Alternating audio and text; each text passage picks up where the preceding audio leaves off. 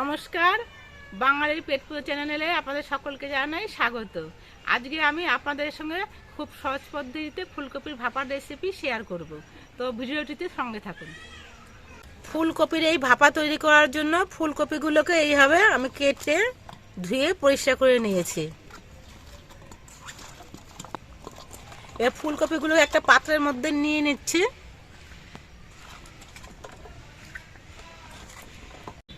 এবার এই ফুলকপির মধ্যে আমি নুন, হলুদ একে একে সব মশলা দিয়ে দিচ্ছি।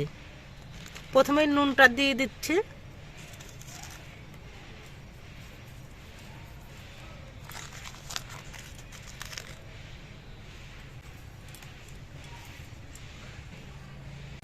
দিয়ে দিচ্ছি 1 চামচ হলুদ, দিয়ে দিচ্ছি কাঁচা লঙ্কা বাটা,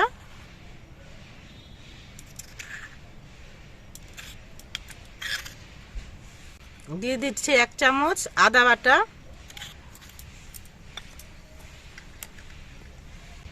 কিছু টমেটো কুচি,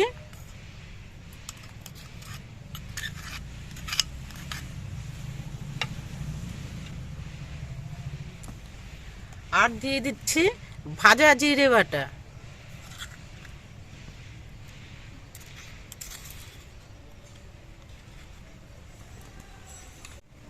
দিয়ে দিচ্ছি সামান্য একটু শুকনো লঙ্কার গুঁড়ো,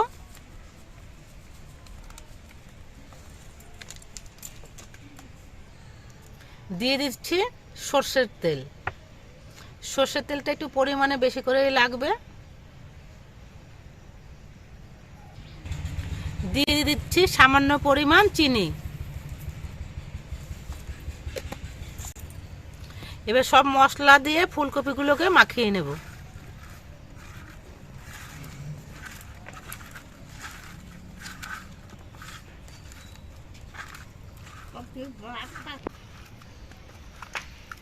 এইভাবে ফুলকপি মাখানো অবস্থায় আমি 10 মিনিট ঢেকে রাখবো।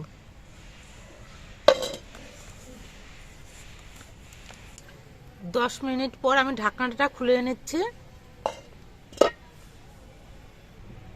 এবার উনুনে কড়াই বসিয়ে কড়াইটা গরম হওয়ার পর আমি ফুলকপি মাখাটা দিয়ে দিচ্ছি।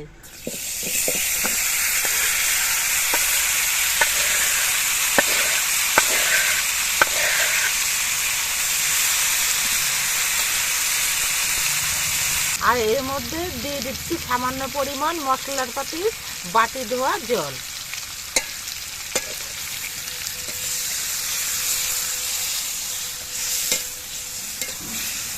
এবার ঢেকে দিয়ে খুব আস্তে আস্তে জাল দিতে হবে। 10 মিনিট বাদে ঢাকনাটা খুলে কপিগুলো একটু নেড়ে দিচ্ছি।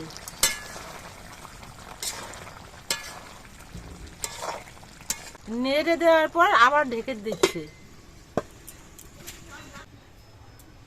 10 মিনিট বাদে আবার ঢাকনাটা খুলে দিচ্ছি।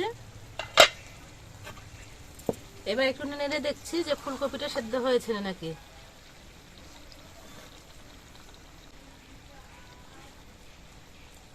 ফুলকপিটা সেদ্ধ হয়ে গেছে।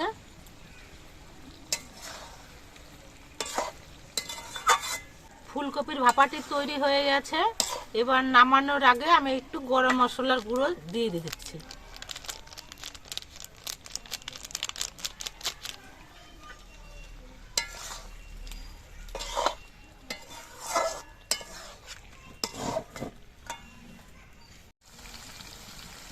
ফুলকপির ভাপাটি তৈরি হয়ে গেছে, এবার নামিয়ে নিচ্ছি।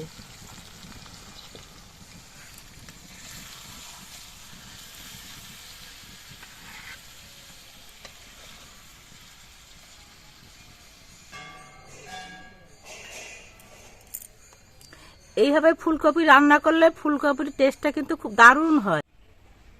আপনারা এইভাবে একদিন ফুলকপির ভাপাটা খেয়ে দেখতে পারেন। আমাদের ভিডিওটি আপনাদের কেমন লাগলো? যদি ভালো লাগে তাহলে ভিডিওটিতে একটি লাইক আর চ্যানেলকে সাবস্ক্রাইব করে আমাদের পাশে থাকবেন।